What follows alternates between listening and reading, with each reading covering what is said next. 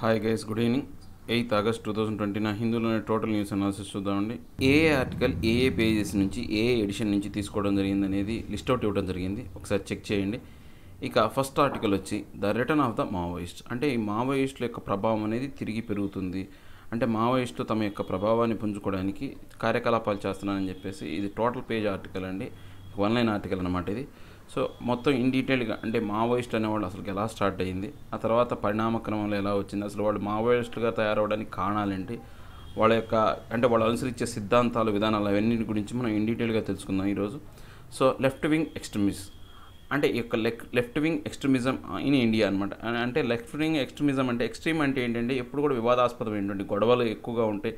Extreme అంటాను చూసారా, extreme అంటే కూడా ఎప్పుడు కూడా వివాదాలు అనమాట. వీళ్ళందరూ కూడా left wing extremism in India అనమాట.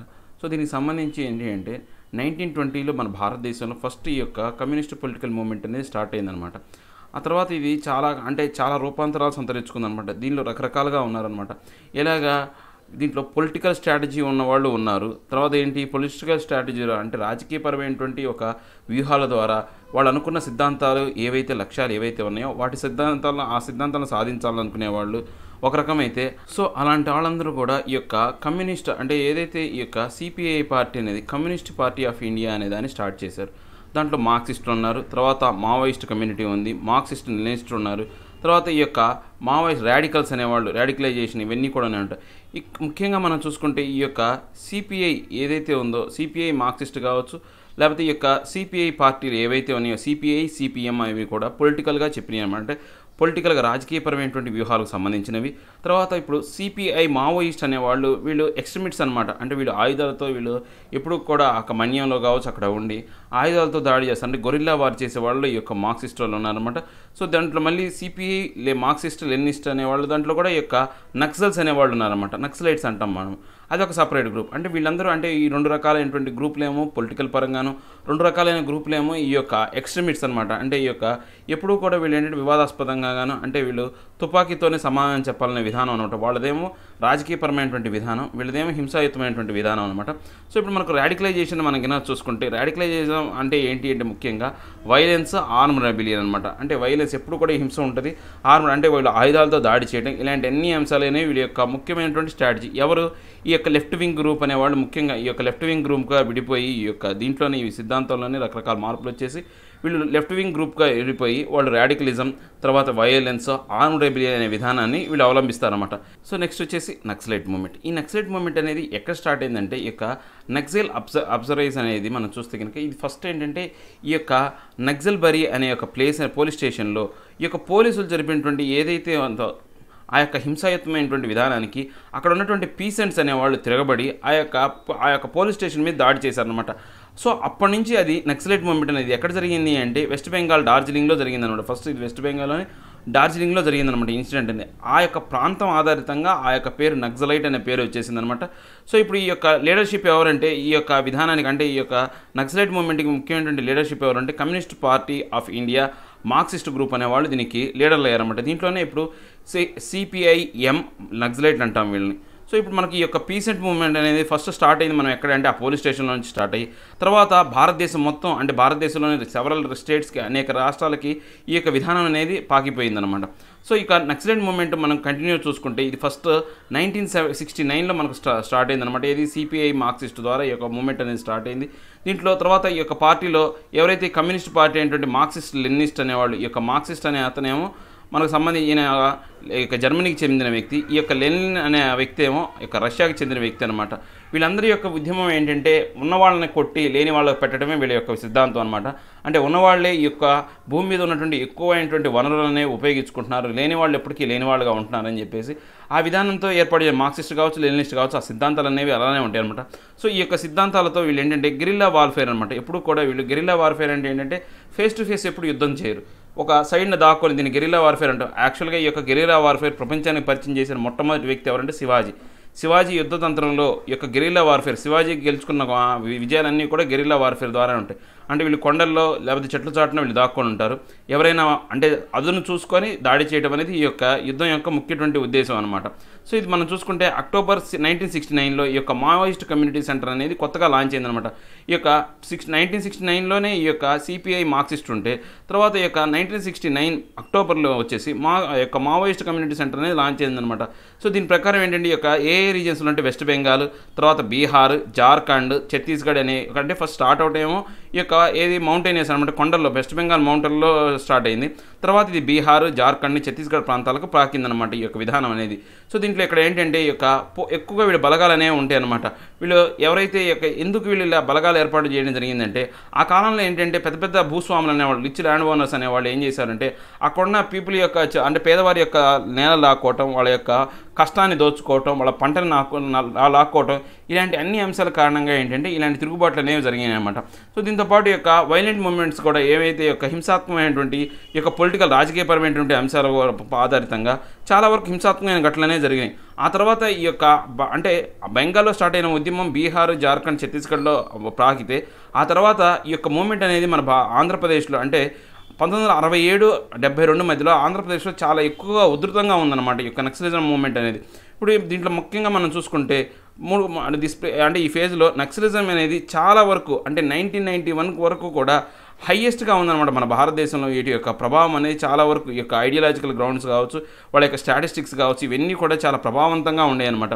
ఇక 1980లో మనం చూసుకుంటే సిపిఐ మార్క్సిస్ట్ లెనినిస్ట్ పీపుల్ అనేవాళ్ళు వార్ గ్రూప్గా ఫామ్ అయ్యారన్నమాట. ఇంతకుముందు వీళ్ళు ఏంటంటే పొలిటికల్గా ఉన్న ఈ యొక్క గ్రూప్ అనేది ఈ తర్వాత ఏమైంది, వీళ్ళు కూడా ఈ యొక్క వార్ గ్రూప్గా అంటే యుద్ధం చేయడానికి ఏదైతే యుద్ధ ఆయుధాలను పట్టడం ద్వారానే మనం అనుకున్న లక్ష్యాలు సాధించడం వీళ్ళు కూడా నమ్మి యుద్ధంలోకి వచ్చారన్నమాట వీళ్ళు కూడా.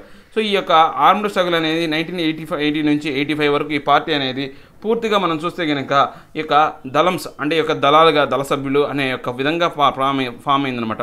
సో ఈ యొక్క ఏరియా అనేది చూస్తే కనుక అన్ని దేశాలు అంటే దేశంలోని అన్ని రాష్ట్రాలకు ఈ యొక్క విధానం అనేది పాకుతూ వచ్చిందనమాట. సో ఈ యొక్క అటాక్లో మనం చూసుకుంటే ముఖ్యంగా పోలీసుల మీద దాడి చేయడం, కిడ్నాపింగ్ చేయడం, ఎక్స్టార్షన్ అంటే దోపిడీ చేయడం, అంటే లేని వాళ్ళ కోసం ఉన్న వాళ్ళ దగ్గర దోపిడీ చేయడం, తర్వాత ఈ యొక్క పౌరులు ఎవరైనా కానీ సివిలియన్స్ ఎవరైనా ఉంటే వాళ్ళు ఉన్నవాళ్ళైనా కావచ్చు లేకపోతే లేని వాళ్ళు ఎవరైనా ఇన్ఫార్మర్ అనే ఉద్దేశంతో వాళ్ళని చంపేయటం, ఇలాంటి పొలిటికల్ లీడర్స్ ఎవరైతే అవినీతి పాల్పడిన పొలిటికల్ లీడర్స్ అనేవాళ్ళు అంటే ఈ యొక్క ప్రజా తీర్పు అనే ఉద్దేశంతో వాళ్ళని 10 మందిలో పెట్టి చంపేస్తారు. ప్రజల ముందే వాళ్ళని చంపేస్తారు. వాళ్ళు చేసిన తప్పులన్నిటి కూడా ఒక పర్టికులర్ జరిగి యాక్చువల్గా మనం రీసెంట్గా చూసాం, మనం ఒక టీడీపీ లీడర్ని మనకు అలానే చంపేశారనమాట.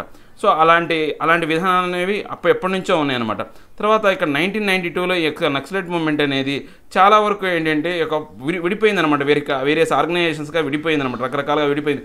అంటే ఈ యొక్క వీళ్ళలోనే రకరకాల భావజాల సిద్ధాంతాల్లో మార్పులు వచ్చి ఆ భావజాలకు అనుగుణంగా వీళ్ళు విడిపోయారనమాట.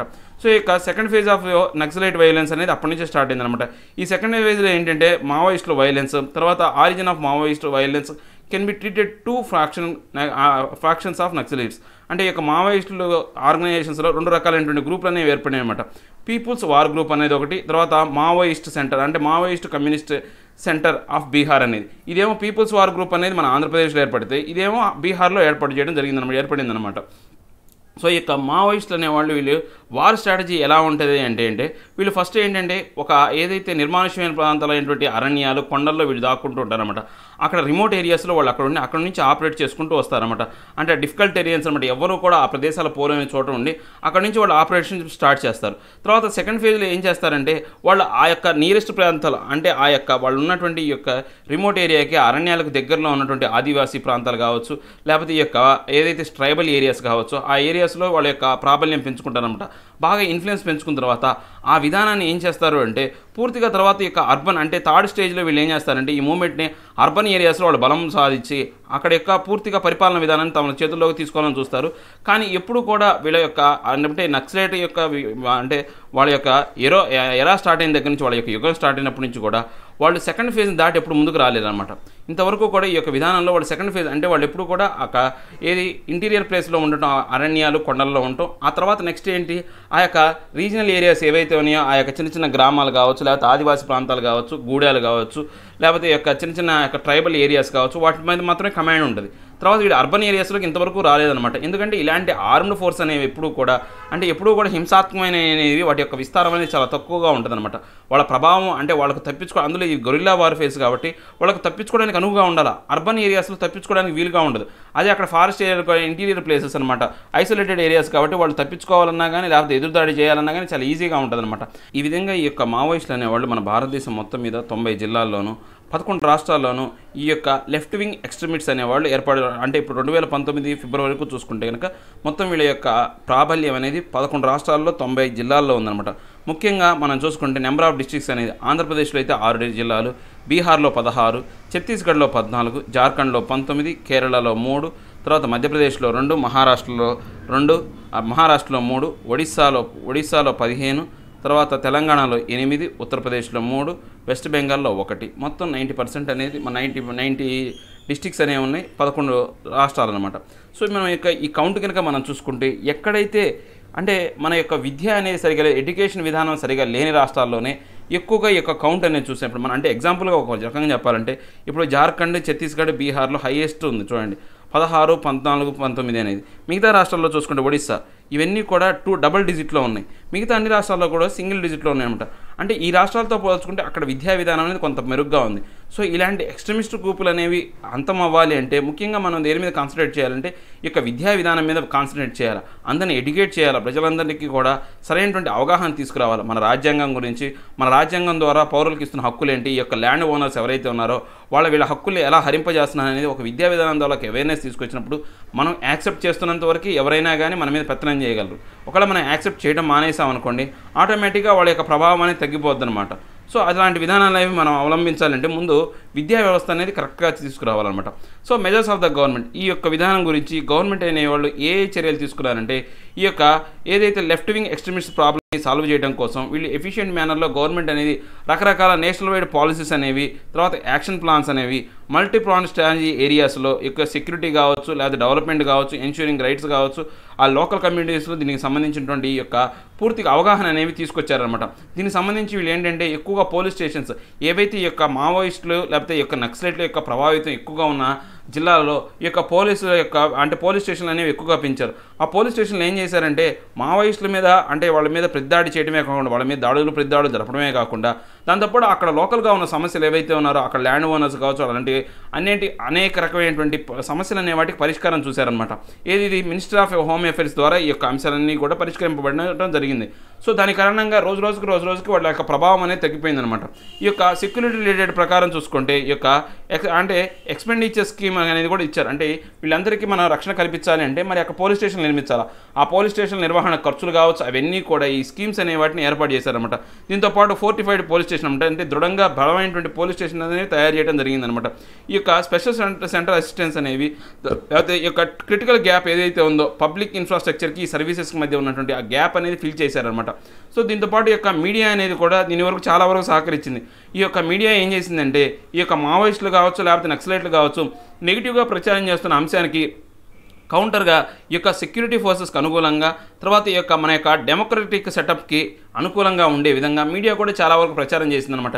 ఏది ఈ యొక్క ప్రింట్ మీడియా కావచ్చు లేకపోతే ఈ యొక్క సోషల్ మీడియా కావచ్చు లేకపోతే ఈ యొక్క వోకల్ మీడియా కావచ్చు లేకపోతే ఈ యొక్క పాంప్లెంట్ రూపంలో కూడా చాలా వరకు ఈ మీడియా అనేది చాలా ప్రభావవంతంగా పనిచేసి అక్కడ ఉన్న జనాల్లో అవేర్నెస్ తీసుకొచ్చిందనమాట. సో దానివల్ల ఏంటంటే ఈ యొక్క ల్యాండ్ ఓనర్స్ ఎవరైతే ఉన్నారో వాళ్ళ యొక్క ప్రభావం తగ్గింది. దాంతోపాటు ఈ నక్సలైట్ వైపు చేరాలి, నక్సలైట్లకు ఆకర్షితుల ఏ ప్రజల యొక్క సంఖ్య కూడా చాలా వరకు తగ్గకుండా వచ్చిందనమాట. దాంతోపాటు ఈ యొక్క స్కిల్ డెవలప్మెంట్ ప్రోగ్రామ్స్ అనేవి ఈ యొక్క లెఫ్ట్ వింగ్ ఏదైతే ఎక్స్ట్రీమిస్ట్ ఉన్నారో ఆ డిస్ట్రిక్ట్స్లో ఈ యొక్క స్కిల్ డెవలప్ అంటే ఆ యువత అందరికీ కూడా మంచి ప్రభావవంతమైనటువంటి యొక్క నైపుణ్యాన్ని కలగజేసి వాళ్ళకి ఉపాధి కలిగించే విధంగా చేయడం వల్ల వాళ్ళ ఆ ఉపాధిలోక లేకపోతే ఇబ్బంది పడుతున్న వాళ్ళందరూ కూడా ఆ యొక్క నక్సలిజానికి దూరంగా ఉండిపోవడం జరిగిందనమాట. సో ఇలాంటి ఎన్నో కారణాలైన ఎన్నో చర్యలు తీసుకోవడం వల్ల మన భారతదేశంలో ఇప్పుడు చాలా వరకు ఈ యొక్క నక్సలిజం అనేది చాలా తక్కువ స్థాయిలో ఉందన్నమాట. సో ఈ యొక్క నక్సలిజం చాలా తక్కువ స్థాయిలో ఉంది కాబట్టి దాన్ని తిరిగి మళ్ళీ పునరుద్ధరించాలని దాన్ని బలోపేతం చేయాలని చెప్పేసి ఎప్పుడే ఇంతకుముందు నక్సలైట్ గ్రూప్ సంబంధించినటువంటి ఎవరైతే వ్యవస్థాపకులు కావచ్చు లేకపోతే ఆ గ్రూప్ సంబంధించిన వాళ్ళు తిరిగి వాళ్ళ కోసం ఎక్కువగా ప్రభావితం అవుతున్నారు. ఇప్పుడు నక్సలైజం అనేది రావడానికి అవకాశం ఎక్కువగా ఉందన్నమాట.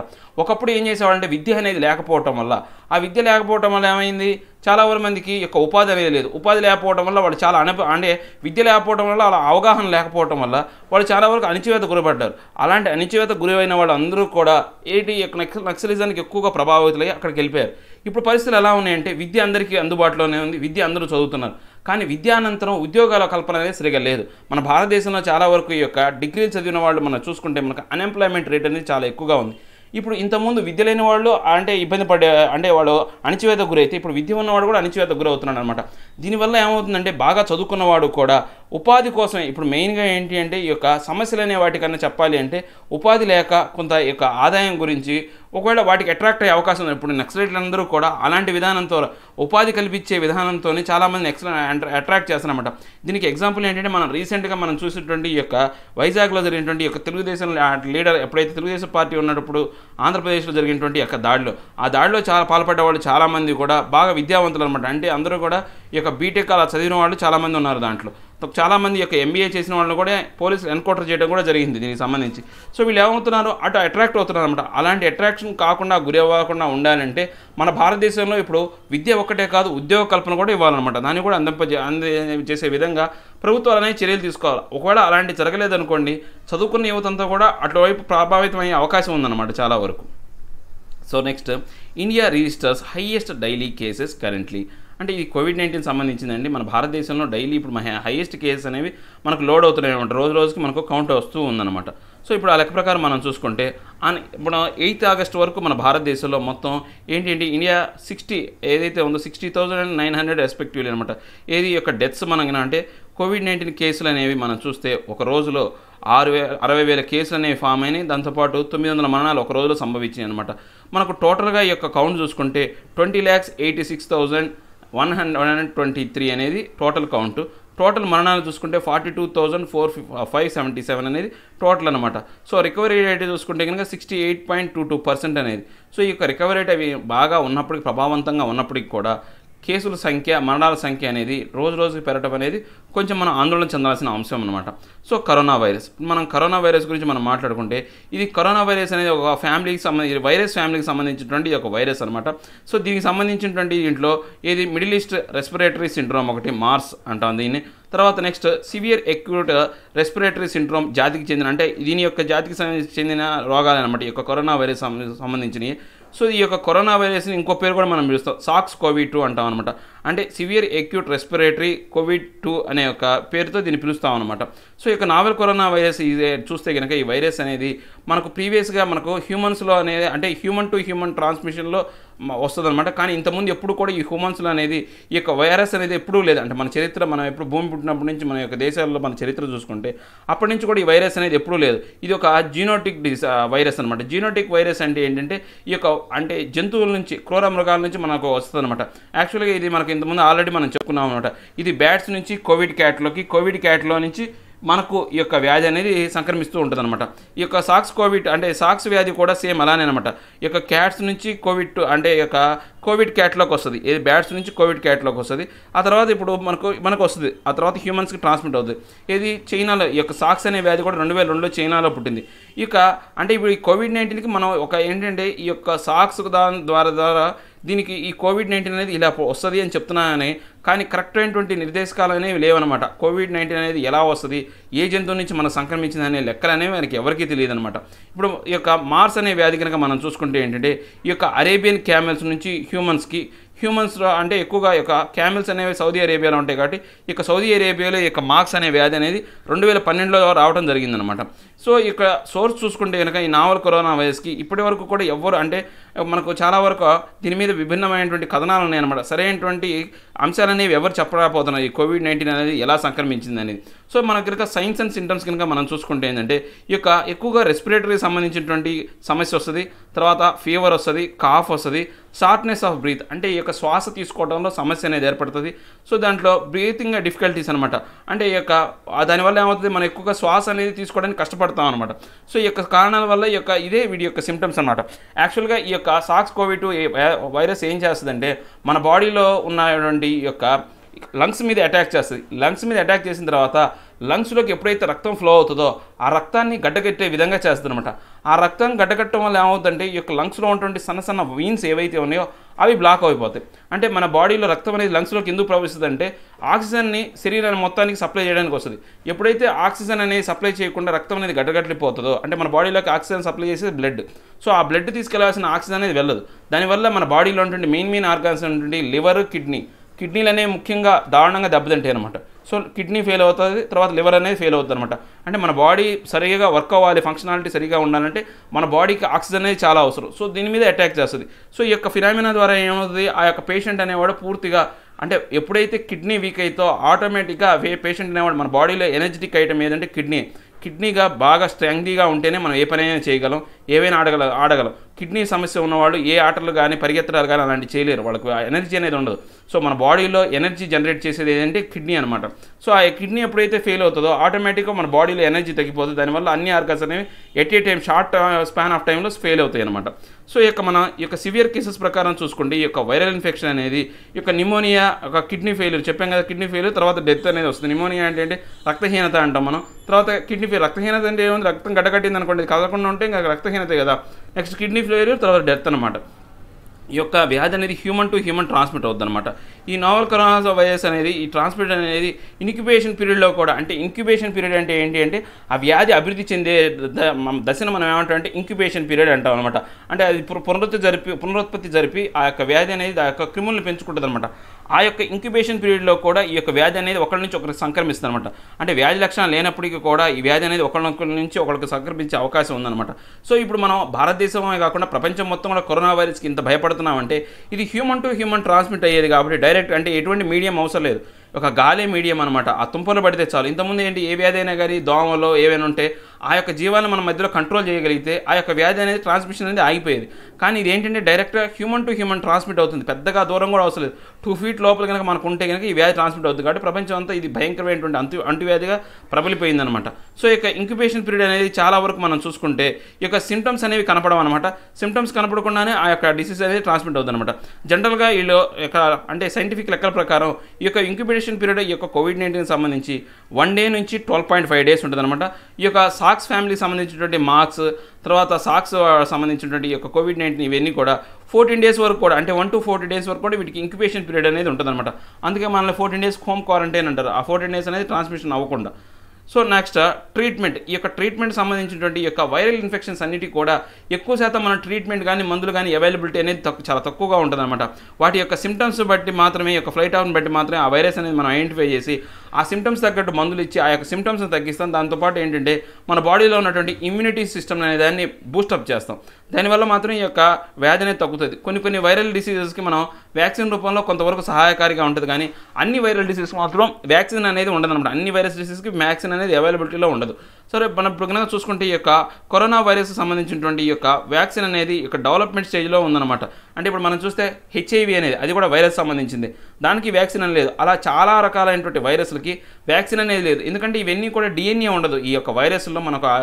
మన బయాలజీ ప్రకారం చూసుకుంటే కనుక వీటికి DNA ఉండదు, RNA ఉండదు. వైరస్ ఎప్పుడు కూడా RNAతో ఫామ్ అవుతుంది అనమాట.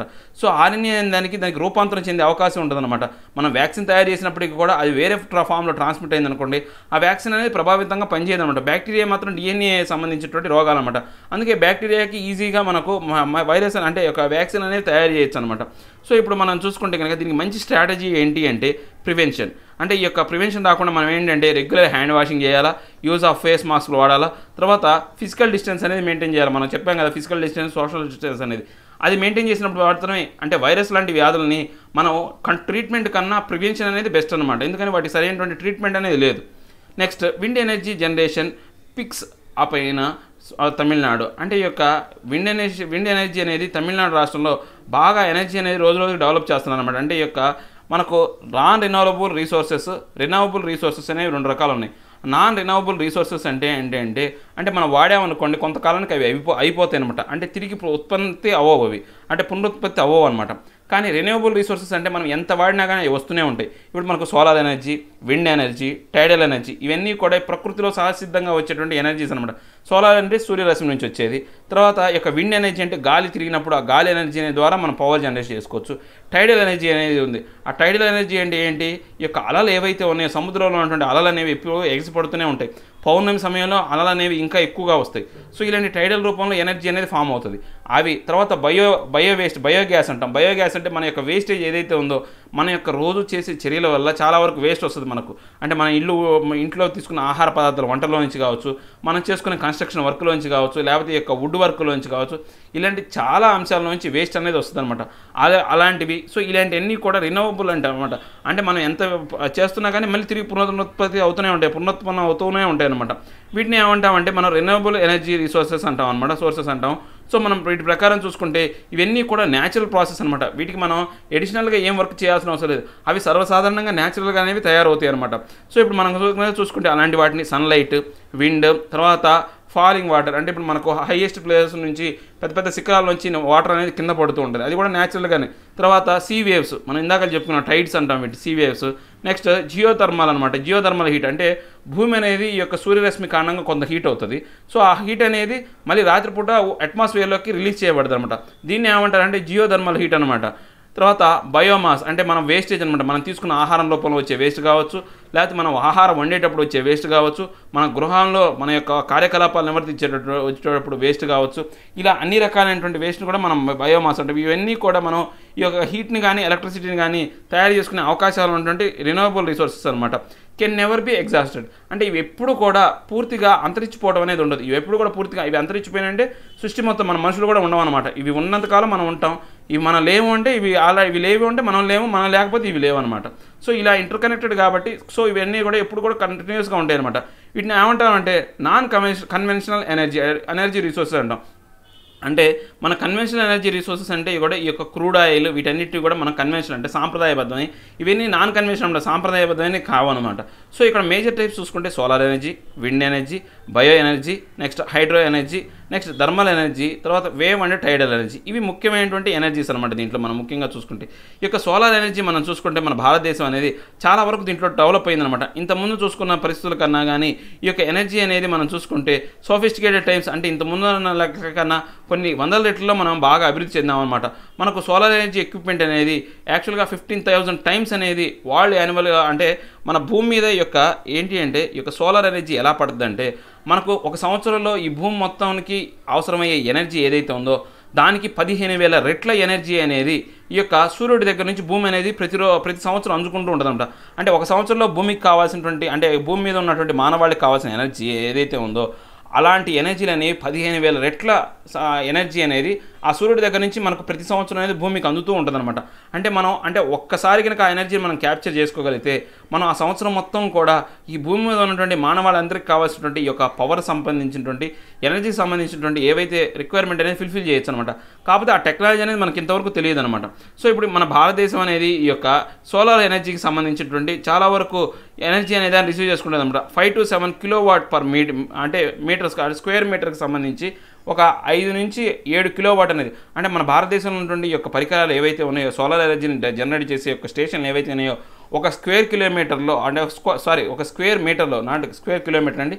స్క్వేర్ మీటర్ అంటే ఎంత ఉంటుంది, చుట్టూ చుట్టూ మీటర్ ఉన్నటువంటి ఒక పలకలో నుంచి మనకు వీళ్ళు పర్ డే ఎంత ఎనర్జీ అనేది అని చూస్తారంటే 5 to 7 కిలోవాట్ అనేది ఈ యొక్క వీళ్ళు ఎనర్జీ అనేది అంటే ఒక సంవత్సరానికి 5 to 7 కిలోవాట్ ఆఫ్ ఎనర్జీ అనేది ఈ యొక్క స్క్వేర్ మీటర్ ప్లేట్ నుంచి తయారు చేస్తారన్నమాట. అంటే మనం చూసుకుంటే కనుక 300 to 330 డేస్ మాత్రమే ఒక సంవత్సరంలో వీళ్ళు ఈ యొక్క ఎనర్జీ అనేది జనరేట్ చేయడానికి అవకాశం ఉంటుంది. ఎందుకంటే మిగతా సమయంలో ఏంటంటే వర్షాకాలం వచ్చినప్పుడు ఈ యొక్క సోలార్ ఎనర్జీ అనేది అంత ప్రభావితంగా ఉండదన్నమాట. సో చలికాలంలో కొన్ని సమయాల్లో అంత ప్రభావితంగా ఉండదన్నమాట. సో అలాంటి సిచ్యువేషన్లో ఈ యొక్క ఎనర్జీ అనేది తయారు చేయడానికి అవకాశం ఉంటుందన్నమాట. సో మనకు నెక్స్ట్ యూటిలైజర్తో 2 డిఫరెంట్ రూట్స్ అంటే మన యొక్క ఎనర్జీ అనేది మనం 2 రకాలుగా ఉపయోగిస్తాం అనమాట. ఏంటి సోలార్ థర్మల్ రూట్ కింద ఒకటి, తర్వాత సోలార్ ఎలక్ట్రిక్ వోట్ అనే యొక్క రూట్ ద్వారా ఈ యొక్క ఎలక్ట్రిక్ రూట్ ద్వారా ఈ యొక్క 2 రకాలైనటువంటి రూట్ ద్వారా మనం ఈ యొక్క ఎనర్జీ అనేది మనం వాడతాం అనమాట. మనకి ఈ యొక్క సూర్యుడి హీట్ ప్రకారం మనం చూసుకుంటే ఈ యొక్క వాటర్ కానీ ఎయిర్ కానీ లేదా కుక్ ఫుడ్ కానీ అంటే ఈ యొక్క వాటర్ని హీట్ చేయడం మన సోలార్ హీటర్స్ ఉంటాయి అది ఒకటి. నెక్స్ట్ ఎయిర్ గాలిని హీట్ చేయడం ఒకటి, తర్వాత ఆహారం వండుకోవడం సంబంధించి, తర్వాత డ్రైయింగ్ మెటీరియల్ బట్టలు ఆరేసుకోవడం కావచ్చు అలాంటి మెటీరియల్స్ సంబంధించి ఈ సోలార్ ఎనర్జీని మనం ఒక రకంగా యూజ్ చేస్తే, ఇంకో ఎలక్ట్రానిక్ రూట్ కింద ఏంటి అంటే మనం చిన్న చిన్న యొక్క ఫ్యాన్లు తిరగడం కావచ్చు, రన్నింగ్ మోటార్ కావచ్చు, తర్వాత ఎలక్ట్రానిక్ అప్లయన్సెస్ ఏవైతే ఉన్నాయో వాటిని నడిపించడానికి యొక్క సోలార్ ఎనర్జీని మనం వాడతాం అనమాట. ఇప్పుడు మన భారతదేశంలో 5th గ్లోబల్ పొజిషన్ అనేది మనం సాధించామంట. ప్రపంచవ్యాప్తంగా ఈ యొక్క అంటే సోలార్ ఎనర్జీని బాగా ప్రభావవంతంగా ఉపయోగించే దేశాల్లో మన భారతదేశం అనేది 5వ స్థానానికి చేరుకుంది. ఏది ఇటలీని వెనక్కి తోసేసి 5వ స్థానంలోకి ఉందన్నమాట. సో ఈ యొక్క సోలార్ పవర్ క్యాపబిలిటీస్ మన కెపాసిటీ కనుక చూసుకుంటే ఇండియాలో 11 టైమ్స్ అనేది పెరిగిందనమాట లాస్ట్ 5 ఇయర్స్లో. అంటే 2014 నుంచి 2019 మధ్య కాలంలో ఒకప్పుడు 2.6 గిగావాట్ యొక్క ఎనర్జీ ఉంటే ఇప్పుడు 30 గిగావాట్ ఎనర్జీ అనేది మనకు సోలార్ ఎనర్జీ ద్వారా మనం సంపాదించుకుంటున్నాం అనమాట. తర్వాత ఈ యొక్క విండ్ ఎనర్జీ, ఈ యొక్క విండ్ ఎనర్జీ కూడా ఎప్పుడు కూడా అంటే ఇది ఒక కైనెటిక్ ఎనర్జీ అనమాట. అంటే కైనెటిక్ ఎనర్జీ అంటే చలనం ఉన్నటువంటి యొక్క శక్తిని మనం కైనెటిక్ ఎనర్జీ అంటాం. సో ఎప్పుడు కూడా గాలి అనేది చలనంలో ఉంటుంది కాబట్టి ఒక శక్తి అనేది జనరేట్ అవుతుంది అనమాట. సో ఎప్పుడు కూడా ఈ గాలి అనేది హైయెస్ట్ మౌంటైన్స్లో పెడతారనమాట. ఎక్కువ అక్కడే గాలి వస్తుంది. ఎప్పుడు కూడా ఈ యొక్క మన భారతదేశంలో ఒకనే కాకుండా ప్రపంచవ్యాప్తంగా హైయెస్ట్ మౌంటైన్లో మాత్రమే దీన్ని ఏర్పాటు చేయడం జరుగుతుంది అనమాట. ఈ భూమి మీద ఈ యొక్క విండ్ ఎనర్జీ ఎందుకు ఫామ్ అవుతుందంటే ఈ భూమి మీద ఒక హీట్ అనేది అంటే సూర్యుడి దగ్గర నుంచి ఆ యొక్క వేడి అనేది మన భూమిని తాకుతూ ఉంటుంది అనమాట. అప్పుడు ఈ యొక్క హీట్ అనేది అంటే ఈ యొక్క భూమధ్య రేఖ మీద ఎక్కువగాను ధ్రువాల వైపు పోయే కొద్దీ తక్కువగాను ఉంటుంది. ఎప్పుడైనా సరే ఈ యొక్క డిఫరెన్స్ ఆఫ్ హీట్ వల్ల ఏంటి అంటే ప్రెజర్ అనేది జనరేట్ అవుతుంది అనమాట. సో ఎప్పుడు కూడా హైయెస్ట్ టెంపరేచర్ ఉన్న ప్లేస్ నుంచి ఈ యొక్క గాలి అనేది లోయెస్ట్ టెంపరేచర్ ఉన్న ప్లేస్కి వెళ్తుంది. సో ఎప్పుడైతే ఈ యొక్క భూమధ్య రేఖ నుంచి ఈ యొక్క గాలి అనేది ధ్రువాల వైపు ప్రవహిస్తుందో ఆ ప్రవహించినప్పుడు ఈ యొక్క విండ్ ఎనర్జీ అనేది ఫామ్ అవుతుంది అనమాట.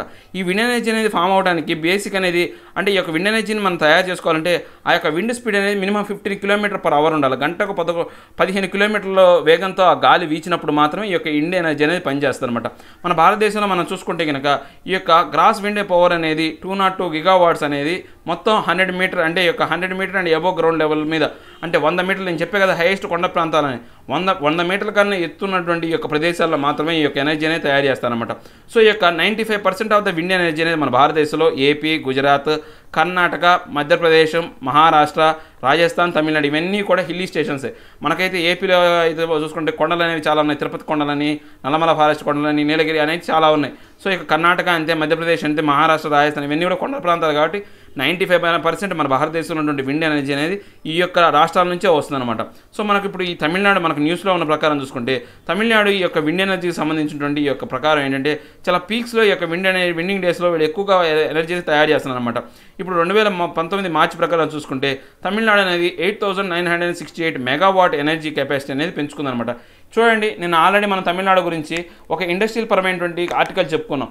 టోటల్ మన యొక్క అంటే ఈ యొక్క ఇండియాలోని యావరేజ్ కన్నా టోటల్ ఇండియా కంట్రీ యావరేజ్తో పోల్చుకుంటే ఈ యొక్క తమిళనాడు యావరేజ్ ఎక్కువగా ఉంది. సో తమిళనాడు స్టేట్ అనేది చాలా వరకు అంశాల్లో అంటే బాగా డెవలప్డ్ స్టేట్లో ఉందన్నమాట. దానికి రకరకాల కారణాలు ఉన్నాయి. వాళ్ళందరూ విద్యావంతులు అవ్వటం ఒకటి, అక్కడ ఒక పరిపాలన విధానం కావచ్చు, పరిపాలించే వ్యక్తుల యొక్క స్వభావాలు కావచ్చు, వీటన్నిటి కారణాలు ఉన్నాయన్నమాట. సో తమిళనాడు అనేది బాగా అభివృద్ధి చెందుతున్న రాష్ట్రంగా తయారవుతుంది రోజు రోజుకి. నెక్స్ట్ మనం బయో ఎనర్జీ కింద చూసుకుంటే ఆల్రెడీ చెప్పాము. ఈ యొక్క బయో ఎనర్జీ ఏదైతే ఉందో గ్యార్బేజ్ ద్వారా, తర్వాత మన వుడ్ వర్క్ ద్వారా, తర్వాత ఈ యొక్క క్రాప్స్ పంట నుంచి వచ్చే వేస్ట్ ద్వారా మనం కాటన్ కానీ లేకపోతే ఈ యొక్క ఏవైతే జొన్న కావచ్చు, మైజా కావచ్చు, లేకపోతే ఈ యొక్క మొక్కజొన్న కావచ్చు, వీటన్నిటి ద్వారా వచ్చే వేస్ట్ కావచ్చు. నెక్స్ట్ ల్యాండ్ ఫిల్ గ్యాస్ అనేది దాని ద్వారా, తర్వాత ఆల్కహాల్ ఫ్యూయల్స్ ఏవైతే ఉన్నాయో అంటే మనం ఆల్కహాల్ తయారు చేసేటప్పుడు వచ్చేటువంటి ఈ యొక్క గ్రేప్స్ కావచ్చు, ఈ యొక్క వేస్ట్ అంతా కూడా మనం దీని ద్వారా మనం ఈ యొక్క బయోగ్యాస్ అనే దాన్ని తయారు చేయొచ్చు అనమాట. దీని కెపాసిటీ అనేది 18,000 మెగావాట్స్ అనేది ఉందన్నమాట. ఈ యొక్క మనకు చూసుకుంటే అంటే రాబోయే కాలంలో మనకు చూసుకుంటే ఈ యొక్క దీని ప్రకారం సో ఈ యొక్క 7,000 మెగావాట్ అడిషనల్ పవర్ అనేది ఇప్పుడు మనం జనరేట్ చేయడానికి అవకాశం ఉందన్నమాట. ఏది కంట్రీస్ షుగర్ మిల్స్ ద్వారా, ముఖ్యంగా ఈ షుగర్ మిల్స్ ద్వారా, ఈ యొక్క బ్యాగేజెస్ ద్వారా ఈ యొక్క ఎనర్జీ అనేది జనరేట్ చేయడం జరుగుతుంది. సో ఈ యొక్క బయో పవర్ ఏదైతే ఉందో బయోమాస్ పవర్ అనేది మొత్తం మన భారతదేశంలో చూసుకుంటే 9,806 మెగావాట్ అనేది ఉందన్నమాట. సో ఈ యొక్క బయోగ్యాస్ కన్జర్వేషన్ ప్రాజెక్ట్స్ ఏవైతే ఉన్నాయో అవి ఏ రాష్ట్రాల్లో ఉన్నాయి, తర్వాత ఈ యొక్క బయోగ్యాస్ పవర్ ప్రాజెక్ట్స్ ఏవైతే ఉన్నాయో బయోమాస్ పవర్ ప్రాజెక్ట్స్ ఏ రాష్ట్రాల్లో ఉన్నాయి లిస్ట్ అవుట్ ఇవ్వడం జరిగింది. సో ఈ విండ్ పవర్ ద్వారా మన భారతదేశం ఎంత ఎనర్జీని, సోలార్ ద్వారా, బయో పవర్ ద్వారా, నెక్స్ట్ స్మాల్ హైడ్రో పవర్ ద్వారా ఎంత ఎనర్జీని తయారు చేసుకుంటుందో చూడండి. మొత్తం 87 గిగావాట్స్ అనే ఎనర్జీని తయారు చేస్తున్నాం మన భారతదేశం. ఇక నెక్స్ట్ మనం చూసుకుంటే ఈ యొక్క 18 కిల్ అనేవాళ్ళు అంటే ఈ యొక్క కేరళ రాష్ట్రంలో మనకు ఏవైతే ఈ యొక్క టీ తోటల్లో కొండ చర్యలు విరిగిపడటం వల్ల అంటే ఆ ల్యాండ్ అనేది పూర్తిగా విడిగిపడటం వల్ల ఒక 18 మంది చనిపోయారు. అట్ ది సేమ్ టైం అదే మరుసటి రోజు మనం చూసుకుంటే కనుక ఒక 15 మంది ఏమయ్యారంటే ఈ యొక్క ఎయిర్ ఇండియాకు సంబంధించినటువంటి ఏదైతే అంటే వందే భారత్ మిషన్ ద్వారా దుబాయ్ నుంచి వచ్చిన ఈ ఫ్లైట్ అనేది ల్యాండింగ్ చేసేటప్పుడు ల్యాండింగ్లో ఈ యొక్క అంటే అస్పష్టతంగా ఉండటం వల్ల క్లైమేట్ అనేది బాగోపోవడం వల్ల ఈ యొక్క స్లైడ్ అయ్యి పూర్తిగా ఆ ఫ్లైట్ అనేది లాస్ట్ అయిందన్నమాట. దాంట్లో 15 మంది చనిపోయారనమాట. సో దానికి సంబంధించినటువంటి యొక్క నేషనల్ డిజాస్టర్ అనమాట. ఈ నేషనల్ డిజాస్టర్లో ముఖ్యంగా ఏంటంటే కేరళ అనేది మనం గత కొన్నాళ్ళుగా చూసుకుంటే 2018 నుంచి కూడా రకరకాలైనటువంటి తుఫానులతోనూ తర్వాత ఈ యొక్క సమస్యలతో ఇరుక్కుపోయిందనమాట. ఇప్పుడు ఏంటంటే ఈ యొక్క టీ ఎస్టేట్లో ఇది ఎక్కడ జరిగింది, ఇదుక్కి డిస్టిక్ అనమాట. ఈ యొక్క ఇదుక్కి డిస్టిక్లోనే టీ ఎస్టేట్లో ఈ యొక్క ఈ దారుణం జరిగింది. తర్వాత ఈ యొక్క అంటే ఈ యొక్క ప్రభావం మనం వీళ్ళ ప్రకారం చూసుకుంటే గాడ్గిల్ కమిషన్ అనేది ఒక కమిషన్ అనేది ఈ యొక్క సంబంధించినటువంటి వెస్ట్రన్ ఘాట్స్కి సంబంధించినటువంటి ఎక్కువ ఎక్స్పర్ట్ ప్యానల్ అనమాట. ఈ యొక్క కమిటీ అనేది ఏర్పాటు చేయడం జరిగింది. వాళ్ళ యొక్క ఫీల్డ్స్కి సంబంధించి తర్వాత ఈ యొక్క ఏవైతే అంశాల గురించి వాళ్ళ యొక్క రిపోర్ట్ కమిటీ అనేది రిపోర్ట్ తయారు చేసింది అనమాట. ఈ రిపోర్ట్ అనేది అంటే ఈ యొక్క యూనియన్ ఎన్విరాన్మెంట్ మినిస్టర్ అనే దాని వాళ్ళకి 2011లో సబ్మిట్ చేశారన్నమాట. ఇక్కడ ఉన్నటువంటి వనరబుల్ సిచ్యువేషన్స్ అన్నీ కూడా వాళ్ళు రిస్టోర్ చేశారు. సో ఈ యొక్క గాడ్గిల్ కమిటీ అనేది కమిషన్ అనేది చాలా వరకు ఇంపార్టెంట్ అనమాట. సో దాని ప్రకారం యొక్క ఇప్పుడు ఏంటంటే ఇక్కడ ఈ సమస్య ఉత్పన్నం అవ్వగానే ఈ సమస్యను పరిష్కరించడానికి కావచ్చు, ఈ సమస్యకు సహాయ చర్యలు నష్ట నివారణ చర్యలు చేయడానికి ఇక నేషనల్ డిజాస్టర్ రెస్పాన్స్ ఫోర్స్ అనేది ఎన్డీఆర్ఎఫ్ అనేది మనం చూసాం. మనకు 2 రకాలైనటువంటి డిజాస్టర్ రెస్పాన్స్ ఫోర్స్ ఉన్నాయన్నమాట. National disaster response force, state disaster response force అనేవి 2 రకాలు ఉన్నాయి. సో ఇవి ఈ యొక్క 21st సెంచరీ స్టార్టింగ్లోనే ఈ యొక్క నేషనల్ డిజాస్టర్ రెస్పాన్స్ అనే దాన్ని రెస్పాన్స్ ఫోర్స్ అనే దాన్ని ఏర్పాటు చేయడం జరిగిందనమాట. ఎందుకని ఈ యొక్క అంటే ఈ యొక్క మనకు 21వ శతాబ్దం అనేది మనకు 2000 సంవత్సరం నుంచి స్టార్ట్ అయిందన్నమాట. ఎందుకు జరిగిందంటే 1999లో మనకు ఒరిస్సాలో ఏది సూపర్ సైక్లోన్ అనేది ఏర్పడింది. దానివల్ల చాలా వరకు ప్రాణ నష్టం, ఆస్తి నష్టం జరిగింది. తర్వాత గుజరాత్లో 2001లో ఈ యొక్క భూకంపం అనేది జరిగిందనమాట. దానివల్ల చాలా నష్టం జరిగింది. తర్వాత ఇండియన్ ఓషన్ అయినటువంటి సునామీ అనేది 2004లో అంటే మనకు యొక్క దశాబ్దం మొదట్లోనే ఇలాంటి భయంకరమైనటువంటి యొక్క విపత్తులని అంటే ఈ శతాబ్దం మొదట్లోనే యొక్క భయంకరమైనటువంటి యొక్క విపత్తులు రావడం కారణంగా 2005లో ఈ యొక్క నేషనల్ డిజాస్టర్ మేనేజ్మెంట్ అనే దాన్ని ఏర్పాటు చేశారు. ఆ నేషనల్ డిజాస్టర్ మేనేజ్మెంట్ కింద నేషనల్ డిజాస్టర్ రిలీఫ్ ఏదైతే ఫోర్స్ ఏదైతే ఉందో అంటే వాళ్ళకి సహాయ చర్యలు ఇవ్వడానికి అంటే మ్యాన్ మేడ్ డిజాస్టర్ కావచ్చు, న్యాచురల్ డిజాస్టర్ కావచ్చు, అలాంటి జరిగినప్పుడు మ్యాన్ మేడ్ డిజాస్టర్ అంటే ఇప్పుడు ఎయిర్ ఫ్లైట్ దెబ్బతింటాం. అది ఎయిర్ ఫ్లైట్ దెబ్బతింటే అంటే దానికి క్లైమేట్ చేంజ్ వల్ల కానీ మనం కల్పించింది వల్ల ఆ ఫ్లైట్ అనేది తిరగకుండా ఆ డిజాస్టర్ జరగదు కదా. సో మ్యాన్ మేడ్ డిజాస్టర్ అంటాం. లేదా ఇప్పుడు వైరస్ అనేది చూస్తే ఇది కూడా మ్యాన్ మేడ్ డిజాస్టరే అంటున్నాం, చైనా తయారు చేసింది అంటున్నాం. సో ఇలాంటి డిజాస్టర్ అన్నిటికి కూడా మనం చెప్పండి కొన్ని సరే ఒకవేళ ఇవి కాకుండా మనం ఎగ్జాంపుల్ తీసుకుంటే బాంబులు పేల్చామనుకోండి, అది మ్యాన్ మేడ్ డిజాస్టరే కదా. సో అలాంటి వాటికి ఈ యొక్క నేషనల్ డిజాస్టర్ రెస్పాన్స్ ఫోర్స్ అనేవాళ్ళు వీళ్ళు సహాయకారిగా వెళ్తారనమాట. సో వీళ్ళు ఎవరి కింద పనిచేస్తారంటే మినిస్ట్రీ ఆఫ్ హోమ్ అఫైర్స్ కింద వీళ్ళు పనిచేస్తారనమాట. Within overall command, control and leadership of the director general, ఎవరైతే వాళ్ళ యొక్క డైరెక్టర్ జనరల్ అనేవాళ్ళు ఉంటారు ఇది ఎన్డీఆర్ఎఫ్ కింద. సో ఇది యొక్క 2006లో ఈ యొక్క ఎన్డీఆర్ఎఫ్ అనేది ఫామ్ అయిందనమాట. దీంట్లో మొత్తం ఒక 12 బెటాలియన్ గ్రూప్స్ మన భారతదేశానికి సంబంధించినటువంటి యొక్క ఆర్మ్డ్ ఫోర్స్ సంబంధించినటువంటి 12 బెటాలియన్ గ్రూప్స్ అనేవి ఉంటాయి అనమాట. ఈ బెటాలియన్ కన్సిస్ట్ ఆఫ్ అంటే ఒక్కొక్క మన కింద ఇచ్చిన వాటిలో ఈ రెండిట్లో అయితేనేమో 3 బెటాలియన్స్ ఉంటాయి. ఈ మూడిట్లోనేమో మనకు 2 బెటాలియన్స్ ఉంటాయి అనమాట. బీఎస్ఎఫ్ అంటే బార్డర్ సెక్యూరిటీ ఫోర్స్ ఒకటి, సిఆర్పిఎఫ్ అంటే ఏదైతే అంటే సెంట్రల్ రిజర్వ్ పోలీస్ ఫోర్స్ ఒకటి, తర్వాత ఇలా అంటే ఈ యొక్క సెంటర్ ఇండస్ట్రియల్ సెక్యూరిటీ ఫోర్స్ ఒకటి, నెక్స్ట్ ఈ యొక్క మిగతా ఐటీబీపీ కావచ్చు, ఎస్ఎస్బి కావచ్చు, ఇవన్నీ కూడా వీటిలో 2 ఫోర్సెస్ బెటాలియన్స్ అనేది దీంట్లో ఉంటాయి అనమాట. సో ఇప్పుడు ఈచ్ బెటాలియన్ అనేది వాళ్ళు చూసుకుంటే కనుక వాళ్ళు ఏంటంటే ఇంజనీరింగ్ టెక్నాలజీ ఉంటుంది, టెక్నిక్స్ ఉంటాయి, తర్వాత ఈ యొక్క ఎలక్ట్రీషియన్కి సంబంధించిన వాళ్ళు, డాగ్ స్వాడ్కి సంబంధించిన వాళ్ళు, తర్వాత మెడికల్, పారామెడికల్ వాళ్ళు, అన్ని రకాల విభాగాల వాళ్ళు ఈ యొక్క బెటాలియన్లో ఉంటారనమాట. Total strength of the each battalion is 1149 అనమాట. అంటే ఒక్కొక్క బెటాలియన్లో మొత్తం 1149 మంది ఉంటారు. సో మొత్తం 12 బెటాలియన్లు కాబట్టి దగ్గర 1150 మందికి లెక్కేసుకుంటే మొత్తం 12 గ్రూప్స్ అనమాట. దగ్గర మంచిగా ఒక 20,000 మంది పైనే ఉంటారు మనం చూసుకుంటే కనుక. నెక్స్ట్ మనం అంటే ఒక 10-15,000 మంది వస్తారనమాట. సో ఇక ఆల్ బెటాలియన్స్ అనేవి వీటికి వాళ్ళకు ఎక్విప్మెంట్ అనేది వెల్ ట్రైనింగ్ అనేది ఉంటుందన్నమాట. ఇక మ్యాన్ మేడ్ డిజాస్టర్ కావచ్చు, లేకపోతే కెమికల్ కావచ్చు, బయోలాజికల్ అంటే రేడియేషన్ అనేది ఏదైతే రేడియోలాజికల్, న్యూక్లియర్ కావచ్చు, ఇవి అన్ని అంశాలకు సంబంధించి ఎమర్జెన్సీకి సంబంధించి వీళ్ళు వ్యవహరిస్తూ ఉంటారనమాట. ఈ యొక్క 12 బెటాలియన్స్ వాళ్ళు 12 డిఫరెంట్ ప్లేసెస్లో మన భారతదేశంలో లొకేట్ చేయబడి జరుగుతుంది అనమాట. వీళ్ళు ఏంటంటే ఈ యొక్క వనరబుల్ ప్రొఫైలిటీ అంటే వనరబిలిటీ బట్టి అంటే ప్రమాదకరమైన స్థితిని అనుగుణంగా ఈ యొక్క బెటాలిటీ అనే వాళ్ళకి అక్కడ డిప్లాయ్ చేయడం జరుగుతుంది. అంటే వాళ్ళని అక్కడ వాళ్ళకి స్థానం కల్పించడం అనేది జరుగుతుంది అనమాట. దగ్గరలో స్థానాలు కల్పించడం అనేది జరుగుతుంది అనమాట. మన భారతదేశంలో ఈ యొక్క ఇంపార్టెంట్ ఆపరేషన్స్ అనేది ఈ యొక్క ఎన్డీఆర్ఎఫ్ ద్వారా జరిగినటువంటి ఆపరేషన్స్ ఏవైతే ఉన్నాయో సైక్లోన్ మాహా 2019, తర్వాత cyclone Bulbul and cyclone funny అనేవి 2019లో జరిగినాయి. తర్వాత కేరళ ఫ్లడ్స్కి సంబంధించి 2018లో అంటే ఈ యొక్క నేషనల్ డిజాస్టర్ రెస్పాన్స్ ఫోర్స్ అనేవాళ్ళు దీనికి అంటే వాళ్ళు ఆపరేషన్స్ చేశారనమాట. నెక్స్ట్ ఈ యొక్క బోర్వెల్ రెస్క్యూస్ అంటే ఎప్పుడైనా సరే చిన్నపిల్లలు బోర్ బావిలో పడిపోవడం అనేది వాళ్ళు చేసేది కూడా వీళ్ళే, ఈ యొక్క నేషనల్ డిజాస్టర్ రెస్పాన్స్ ఫోర్స్ అనేవాళ్ళు. తర్వాత ఈ యొక్క బోట్ కొలాప్స్ ఏదైతే ఉందో మన ఆంధ్రప్రదేశ్లో 2018లో బోట్ అనేది మునిగిపోయింది గోదావరి నదిలో. సో దానికి సంబంధించి వీళ్ళే యొక్క అంటే నష్ట నివారణ చర్యలు కావచ్చు, లేకపోతే ఆ నష్టాన్ని భర్తీ చేసే చర్యలు అనేవి చేశారు.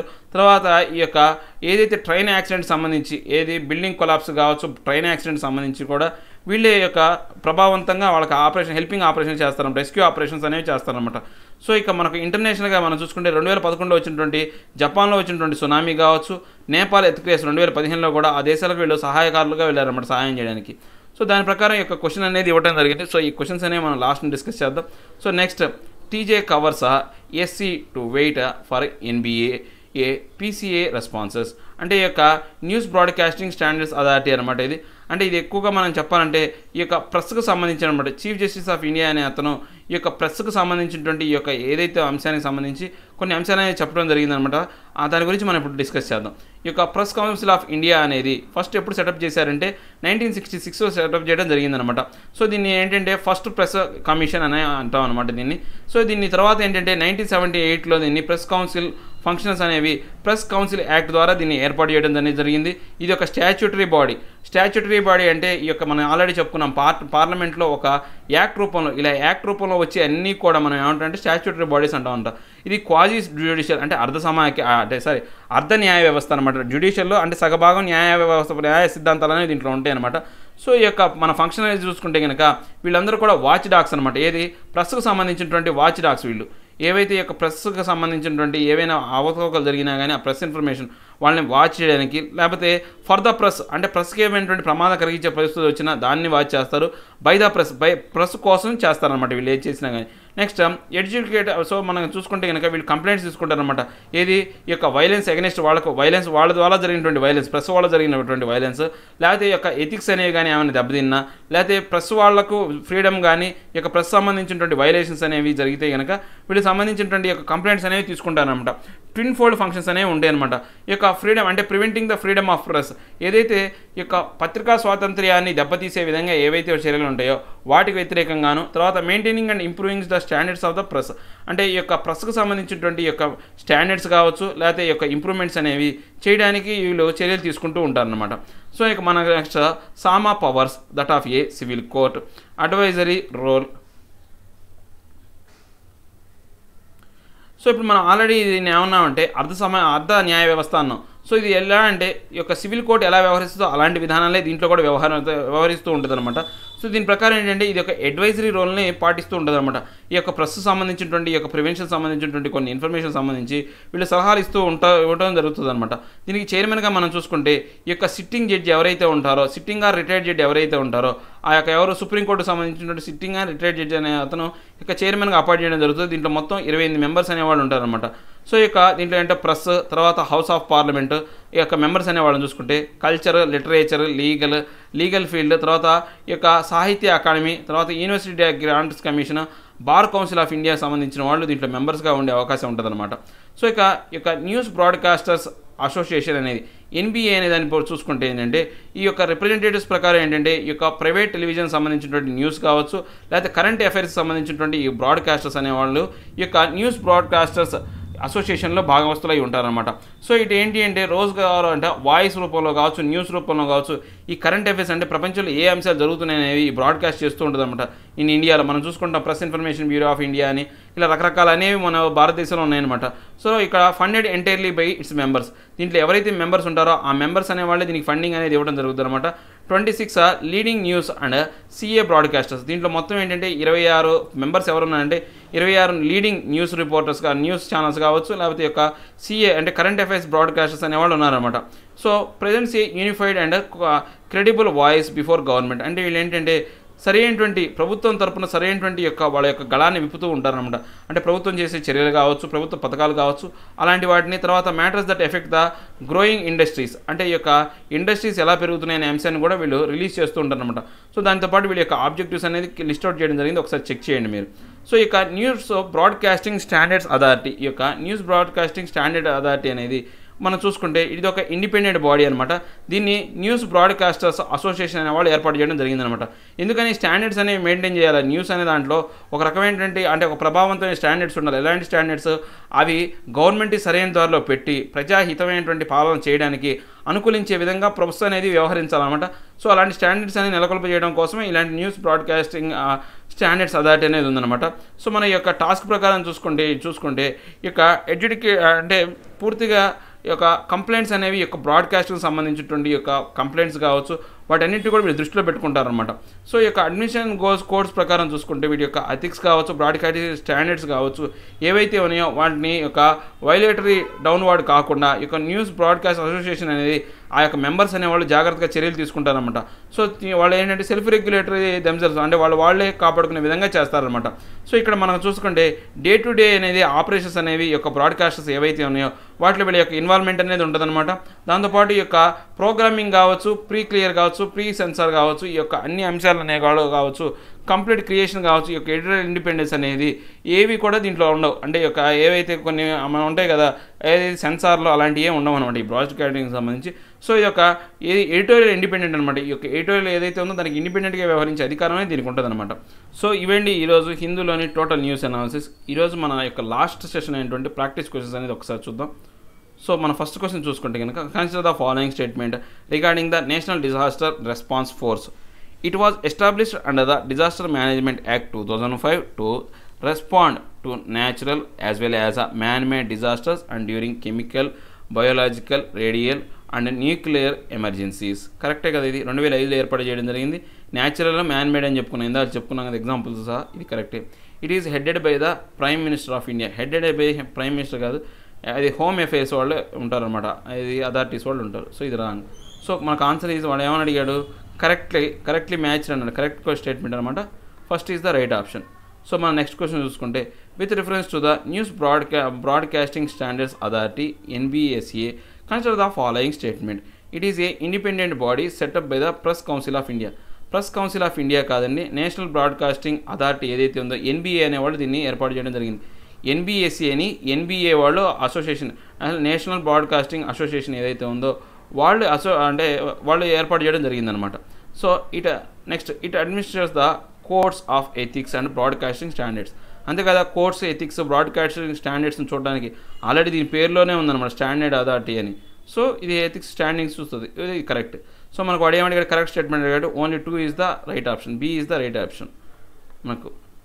Next consider the following statement with reference to the security related expenditure SRE scheme in left wing extremism affected areas. అంటే ఈ యొక్క లెఫ్ట్ వింగ్ అంటే మనం చెప్పుకున్నాం కదా, అంటే తీవ్రవాదమైనటువంటి సంస్థలు, గ్రూపులు ఏవైతే ఉన్నాయో, హింసాత్మకమైన సంస్థలు, వాటి గురించినటువంటి ఏరియాస్లో మనం చూసుకుంటే under the scheme the central government reimburses security related expenditure of 90 districts relating to the training and operational needs of the security force to the state government of 11 LWE affected states. అంతే కదా, 90 districts అనేవి ఉన్నాయి, దాంతోపాటు ఒక 11 రాష్ట్రాలు అనేవి 11 states అనేవి ఉన్నాయన్నమాట. దానికి సంబంధించి వాళ్ళకి సెక్యూరిటీ రిలేటెడ్ ఎక్స్పెండిచర్ అంతా కూడా ఇక స్కీమ్ ద్వారానే తీసుకోవడం జరుగుతుందని చెప్పాం. రైట్, ఈ స్టేట్మెంట్ కరెక్టే. It also reimburses the states for expenses incurred as a compensation to left-wing extremist cadre who surrendered in accordance with the surrender and rehabilitation policy of the concerned state government. ఎవరైనా కానీ ఈ యొక్క నక్సలైట్లు కావచ్చు, మావోయిస్టులు కావచ్చు, వాళ్ళు అంటే సరెండర్ అయితే కనుక వాళ్ళకి తిరిగి పునరావాసం కల్పించడానికి సంబంధించినటువంటి ఈ అమౌంట్ కూడా ఈ యొక్క స్కీమ్లో భాగంగానే తీసుకోబడుతుంది అంటున్నారు. ఇది కూడా కరెక్ట్ స్టేట్మెంటే. So both 1 and 2 is the right option. So next question చూస్తే with respect to the corona virus which of the following statement are not correct, is not correct అన్నాడు. So middle eastern respiratory syndrome, MERS and Ebola virus diseases are caused by the corona virus. Okay, చూద్దాం. So next COVID-19 is a zoonotic disease. ఇది కరెక్టే, ఈ statement కరెక్టే. So ఇది కరెక్టే, ఈ zoonotic disease అనేది ఈ స్టేట్మెంట్ కరెక్టే. సో మనం కనుక చూస్తే హ్యూమన్ టు హ్యూమన్ ట్రాన్స్మిషన్ అనేది కరోనా వైరస్లో పాసిబుల్ అవుతుంది. Right. Next vaccines are not available for all types of corona virus. మనం ఆల్రెడీ చెప్పుకున్నాం, అసలు కరోనా వైరస్కే కాదు అన్ని రకాలైన వైరస్లకి మనకు వ్యాక్సిన్స్ అనేది అవైలబిలిటీ లేదు. ఈ 3 స్టేట్మెంట్ రాంగ్ కాబట్టి ఇది ఆటోమేటిక్గా రాంగ్ అవుతుంది అనమాట. అంటే కొన్ని స్టేట్మెంట్స్ మనకు అవగాహన లేకపోయినప్పటికీ మనకు కొంచెం డౌట్ ఉండొచ్చు, ఎబోలా వైరస్ కూడా దీని జారీ చెందిందేనా, కరోనా వైరస్ జాతికి చెందింది ఓన్లీ సాక్స్ మార్క్స్ మాత్రమే, ఇంకా మిగతా ఏవి కూడా దాని జాతికి చెందినవి కాదు. ఈ ఎబోలా వైరస్ అనేది ఈ యొక్క వైరస్ ఆఫ్ ఎబోలా వైరస్ అనే జాతికి చెందిందనమాట. సో ఇది ఎక్కువ కూడా నైజీరియా ప్రాంతాల్లో ఎక్కువగా వచ్చిందనమాట. సో ఇది రైట్ ఆప్షన్ అనమాట, మనకు A is the right option. So next, consider the following statement. In 2019 India was ranked as the 4th most attractive renewable energy market in the world. ఇది కరెక్ట్ స్టేట్మెంట్. 4th అట్రాక్టివ్, ఇందాక మనం చెప్పుకోలేదు కానీ ఇది 4th attractive అనమాట. So under Paris agreement India has targeted to achieve 40% cumulative electric power installed capacity from the fossil fuel కాదండి, మనకు దేని ద్వారా అంటే ఈ యొక్క రెన్యూవబుల్ రిసోర్స్ ద్వారా. ఫాజిల్ ఫ్యూయల్ అంటే మళ్ళీ మన క్రూడ్ ఆయిల్, బొగ్గు ఇవి వస్తుంది అనమాట. సో ఇది కాదు, ఇది wrong statement. Which of the following statement is are correct అన్నాడు. Only 1 is the correct option. So ఇవండి ఈరోజు హిందూలోని నా టోటల్ న్యూస్ అనాలిసిస్. నా ఎక్స్ప్లెనేషన్ మీకు నచ్చినట్లయితే లైక్ చేయండి, షేర్ చేయండి. మీరు ఏదైనా చెప్పాలంటే కింద కామెంట్ రూపంలో తెలియజేయండి. ఇంకా సబ్స్క్రైబ్ అవ్వడం ఎవరైనా ఉంటే సబ్స్క్రైబ్ అవ్వండి. Thank you very much.